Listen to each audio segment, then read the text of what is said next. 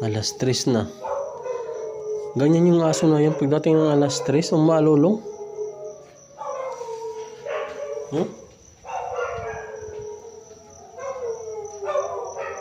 Ano kaya nakikita nila? Kasi pagdating ng alas 3, umaalulong yung mga aso.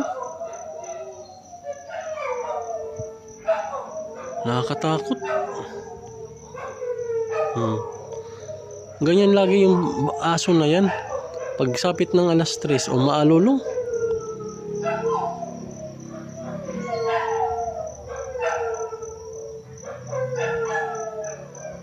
Yung bahay na yan, yung aso nila laging umaalulong.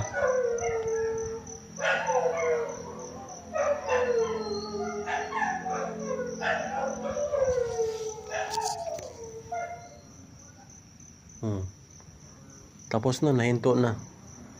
Huminto na yung mga aso, umaalulong. Pagsapit ng alas 3 talaga mga kabay, yung aso na yan, umaalulong. Pagsapit ng alas 3, tamang-tama, alas 3, tingnan natin ang oras. Ayun alas 3. Alas 3:06. Ganyan yung mga kabay, yung aso dyan.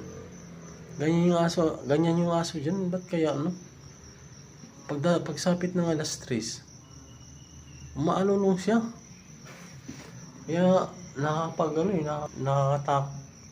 Kasi pagdating ng alas na madaling araw, umaalulong. Siguro may nakikita yan sila. Gabi-gabi yan mga kabay, yung aso umaalulong.